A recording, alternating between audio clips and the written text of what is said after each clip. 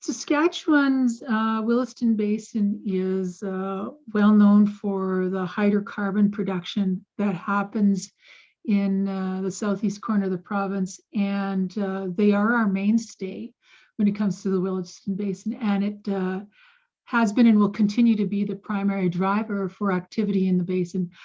But today I want to present a little bit on some activities that have been happening in the last couple of years on 4 different commodities in the Phanerozoic in Saskatchewan. My name is Melinda Yurkowski, and I head up the Petroleum Geology Unit with the Geological Survey at Saskatchewan Energy and Resources. So the commodities I'm going to talk today about are 2 critical minerals. That's the helium and lithium, and the geothermal and hydrogen energy commodity products that are pilots that are undergoing in Saskatchewan. The helium exploration is primarily located in southwestern Saskatchewan. With regards to lithium, we're seeing exploration in sort of like the Williston Basin and southeast corner of the province, but also along the Saskatchewan-Alberta basin, Saskatchewan-Alberta border. The geothermal project occurs just north of the Nesson Anticline, and the hydrogen pilot project is in our heavy oil wells in the Kerrobert area. So just to sort of set the stage here, to give you an idea of the geological background on this, Saskatchewan is actually located at the area of 2 major oil producing basins. The Williston Basin, obviously in the southern half, we have source rocks from that sort of are just north of the Saskatchewan, Canada-US border, and then the oil migrates. Most of the oil that we see in Saskatchewan and the Williston Basin is migrated up into Saskatchewan. The other basin that is active is the Alberta Basin, which has oil that has migrated up into Saskatchewan as well. And that's the source of our heavy oils that are found in the Lloydminster-Kindersley area. And these become kind of important with regards to these 4 commodities I'm going to be speaking about today.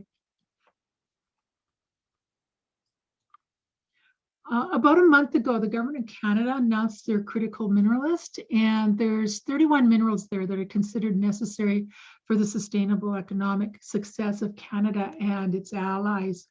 In 2018, the United States released their list, and they had 35 minerals that are considered critical. And there is a significant amount of overlap, and of course there are some differences. The differences here are shown in blue for the American and in red for the Canadian.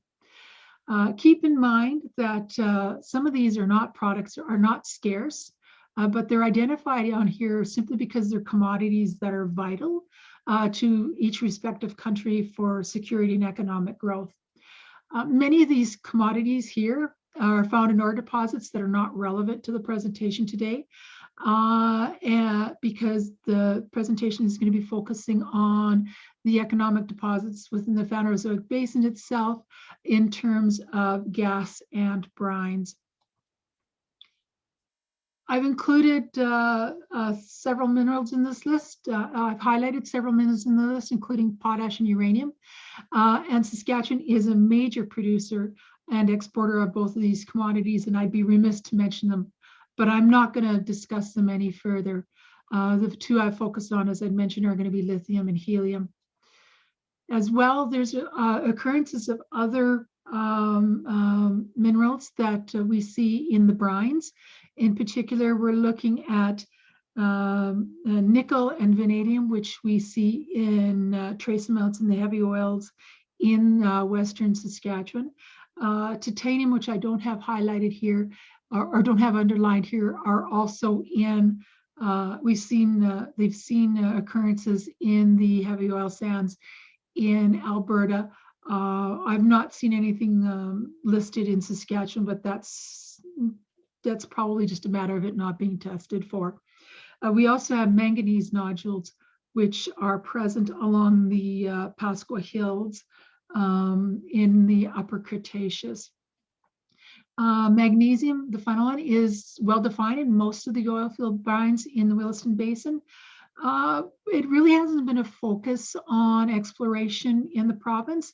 It can be derived from brines and other deposits, and according to the USGS commodity sheets, there's enough reserves for this metal to sufficiently supply current and future requirements, so it's not really been a focus so far for any kind of exploration.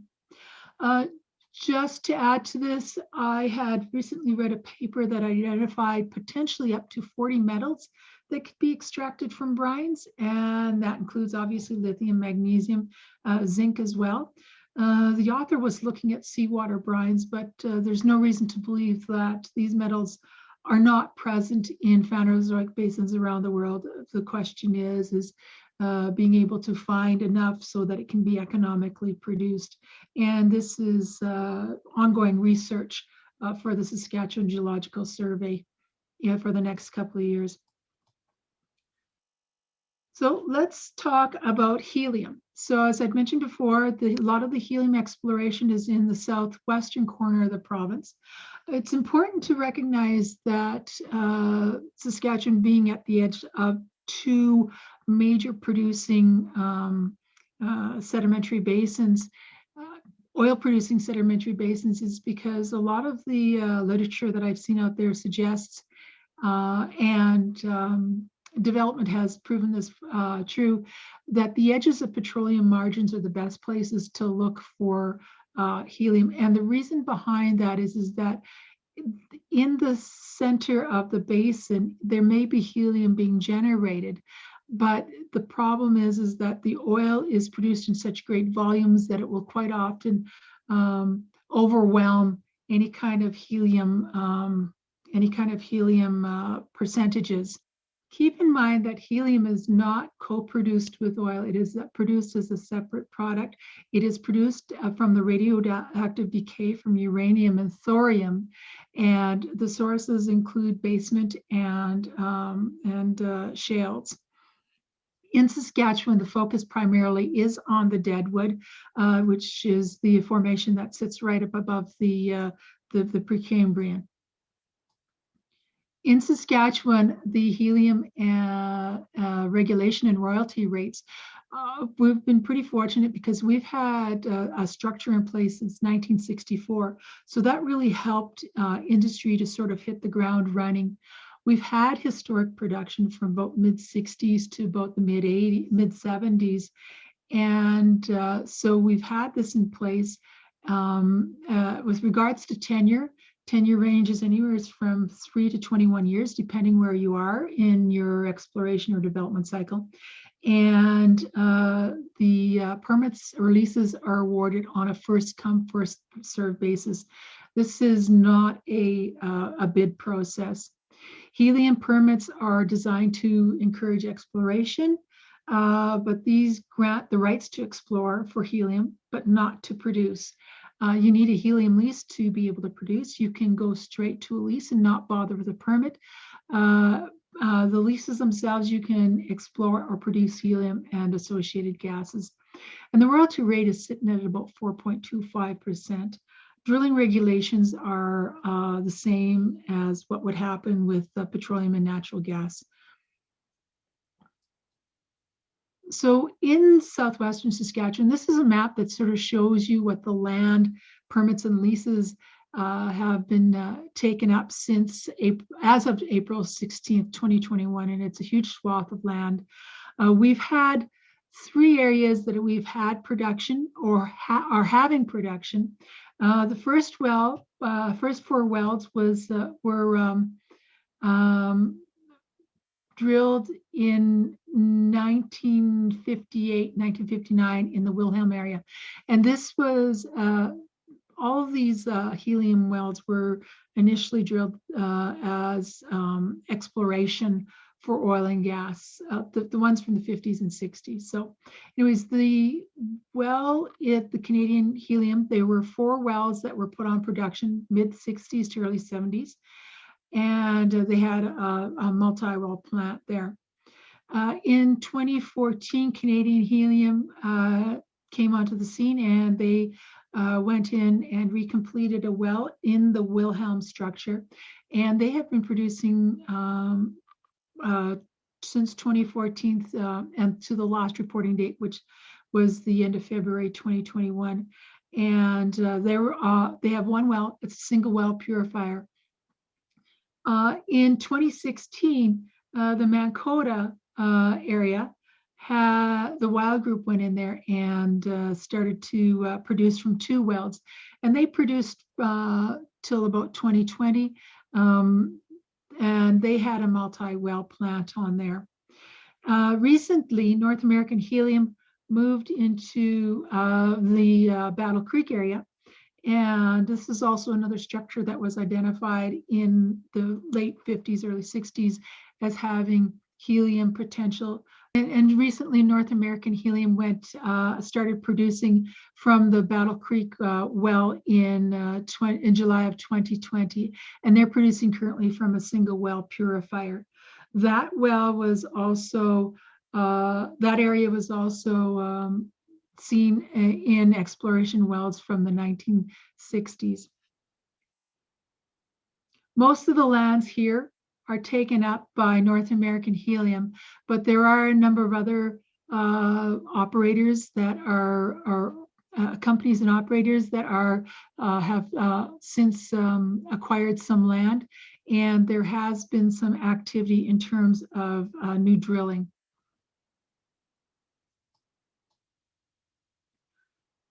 As you can see, there's a number of wells. We've had 34 wells that are sitting there completed or cased, and we have 5 active wells, 3 at Mankota, 1 at the Wilhelm, and 1 at the Battle Creek structure. As I'd mentioned, the various of them had various plants. North American Helium is planning to put in a multi-well purification plant at their Battle Creek structure, and that is in the process of being built, and its anticipated on-stream date will be July 2021, at which point they will no doubt increase their production. So let's move on to helium. There's been a lot of interest in helium. Let's move on to lithium. There's been a lot of interest in lithium in the southeast corner and as well in the Kerrobert-Kindersley area. The Saskatchewan Geological Survey, one of my hydrogeologist, Gavin Jensen, has been working on sampling several wells, looking for lithium content as well as some other element concentrations. So far, we've sampled about 77 wells, and he initially focused on the entire stratigraphic column from the Mississippi and down, but it soon became evident that everything from the Duperow down, the lower Paleozoic down, and down were the most prospective, and we found that the Duperow to date has the highest elevated shows, although we do see some slightly elevated shows in the Red River and in the Winnipegosis. The Duperow is interesting because it is actually also the target for a lot of the lithium exploration in Alberta as well. And because of this, Gavin has been doing a lot more work in trying to determine what the source is for that.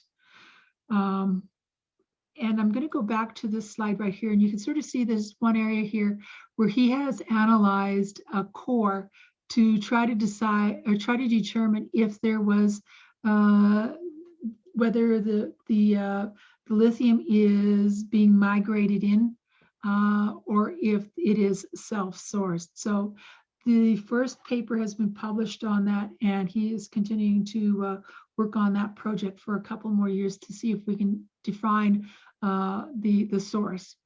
as in terms of lithium activity, what you can see here is there's in these sort of like light orange crosses. These are the areas where Gavin had sampled. And there's another one over here in 711 west of the second. He'd sample those, and those are the brine samples with the higher lithium concentrations.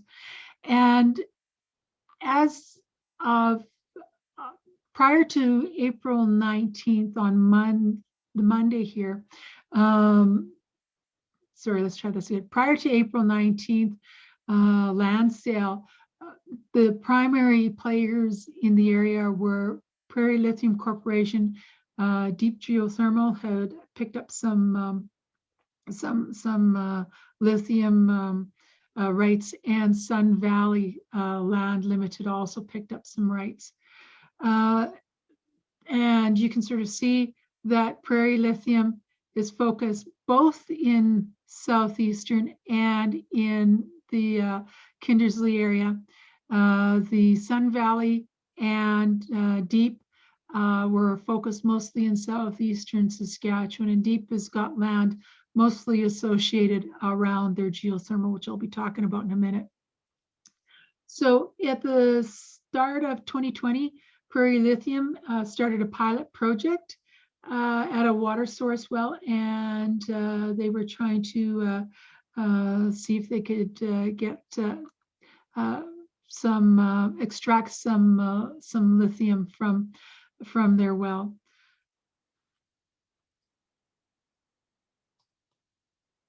Now, I'd mentioned the land sale. In terms of brines, there is a public offering. So there is a land sale that is you need to go through in order to acquire the permits and leases. It was first offered in 2018, and so far there's 6 to date, and there's 3 per year, as compared to our oil and gas land sales where there's 6 a year. The bidding processes are similar to that for oil and gas tenure, but what it does is it allows the holder to explore for all natural minerals and salts and the compounds. And there's a corollary there that it has to be more than 60 meters below the land surface, so not as to confuse with other mineral salts that are produced on the surface. Boron, calcium, lithium, of the whole suite there of elements you can produce from that. And of course, as I'd mentioned, lithium is the big one. So as I mentioned, there was a land sale on April 2019, and the results were released yesterday. I have not had a chance to take a look and see who actually acquired what. But you can see on this inset here, this inset map right there, this is sort of all of southern Saskatchewan. Detail 1 right here is the Corrobert Kindersley area, and this is this area here where there's up for land sale. And those 2 gray X's and the blue X are taken up by Prairie Lithium. And then this bigger area is southeastern Saskatchewan. And it goes from Township 1, Range 1 west of the 2, to Township 10, Range 19 west of the 2. And for point of reference, this 1 of 11 right here, that's where the Deep Geothermal project is, and it just lies north of the Nesson Anticline. And then we've got another extra inset, set 3 right here. And as you can sort of see, it tops up right on top of the major area of interest for lithium. What had happened with the land sale is all of these parcels went, and they went for about $2.5 million. Again, I can't tell you who has acquired what. Just haven't had the time to look at it. There's a number of land companies as well, but it's a pretty impressive land sale, and it's by far our largest brines offering land sale to date. So we're going to move on to our energy commodities. We're going to look at geothermal for a bit. As I mentioned, in just north of the Nesson anticline, DEEP is focused on developing a geothermal well, testing to date has demonstrated that the optimum design for this first geothermal facility would generate about 20 megawatts of baseload power. And DEEP has said that this is power for about 20,000 households in Saskatchewan. And the reason why they targeted this area is because it's unique geology. It has a fairly high temperature for the fluids and high volume of fluids as well. The temperatures exceed about 120 degrees C, and they're going to hopefully complete their construction of their first power facility by 2023, and they're hoping it'll be the first of many in this area. To give you a sense of their timeline, in 2014, they did a pre-feasibility study partnered with SaskPower and Natural Resources Canada. And then in 2017, they acquired the land rights to the geothermal resource. And what interval that they're looking at is where they're looking at the top of the Winnipeg-Oasis Formation, right to the Precambrian basement. And they also established a power agreement with SaskPower. In 2018, there was an announcement with the federal government that they were funding it for $25.6 million through Natural Resources Canada. And the government funding was matched by private equity investment. So then in 2018, their first well was drilled to a depth of over 3,500 meters, and that is the deepest well in Saskatchewan right now. What was nice is, as a geologist, I get excited about rock, and they retrieved over 212 meters of core across the targeted reservoir, which is just an excellent resource and develop a knowledge of science there. Their drill stem tests were positive, and their reservoir brine transmissivity exceeded the minimum threshold for the project feasibility. So then they went ahead and tested that well in 2019. And then what they also opted to do is they also decided to acquire the lithium rights over their property and a little bit further towards the west. Then in 2019 as well, they tested the border well one and produced another 1,500 meters tank farm over 3 days. They produced into a 1,500 meter tank farm over 3 days. Then the test results were used to optimize where the next well would be. Over 2019 to 2020, DEEP successfully drilled another additional 4 wells into the reservoir. And following the winter drilling program, an extended loop test was planned, and it was executed between 2 wells. And it was a 40-day test that was completed in the summer of 2020 at a rate of about 500 cubic meters a day of produced brine. And with the positive results of that test, they opted to drill a geothermal horizontal well into the target formation. And DEEP has indicated that it's the first geothermal horizontal well in Canada.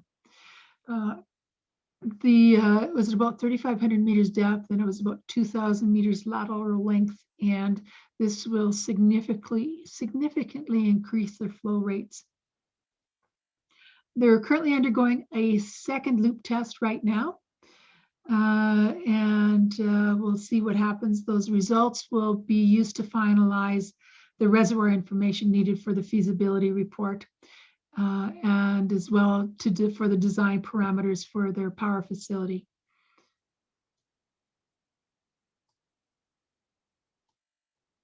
And we're just going to talk now about the hydrogen pilot test project.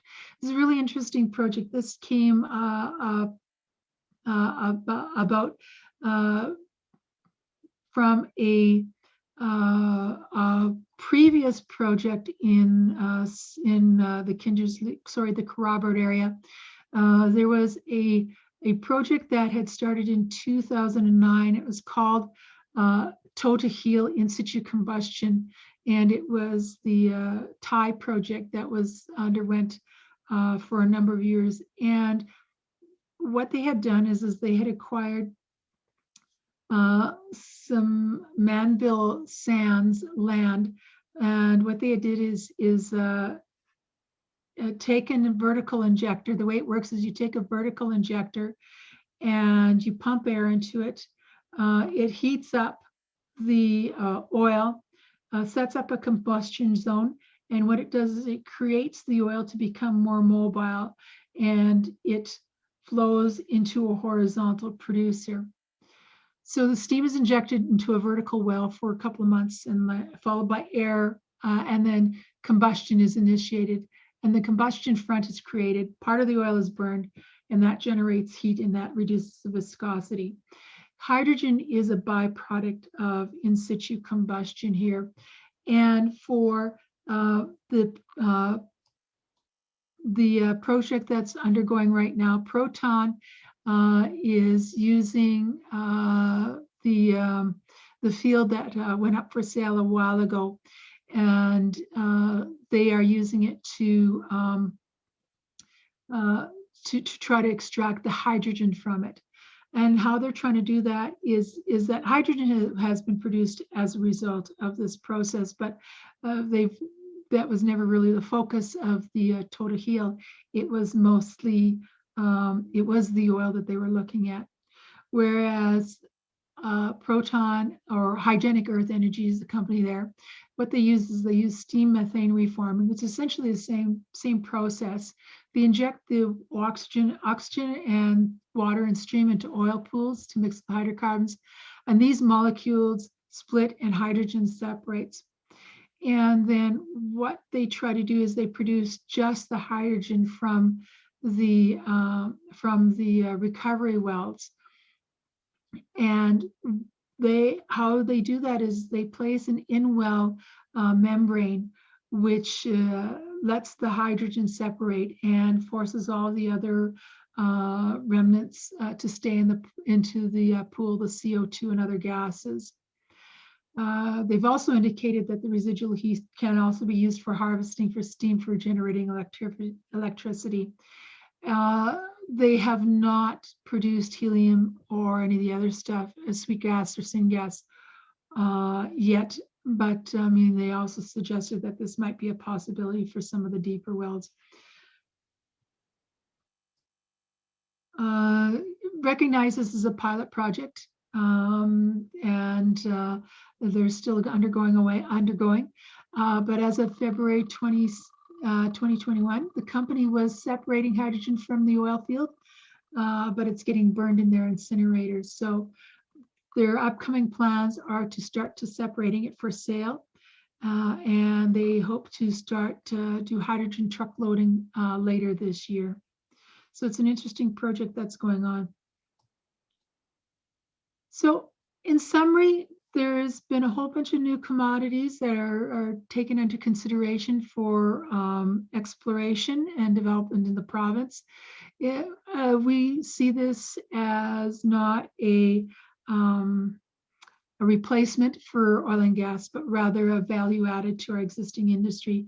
And a lot of these projects that are undergoing are building from our vast knowledge of the oil and gas and the geology that we've learned from the oil and gas exploration. So we're looking forward to see some more work being done on all of these, and who knows, in the future, maybe even more. So thank you very much.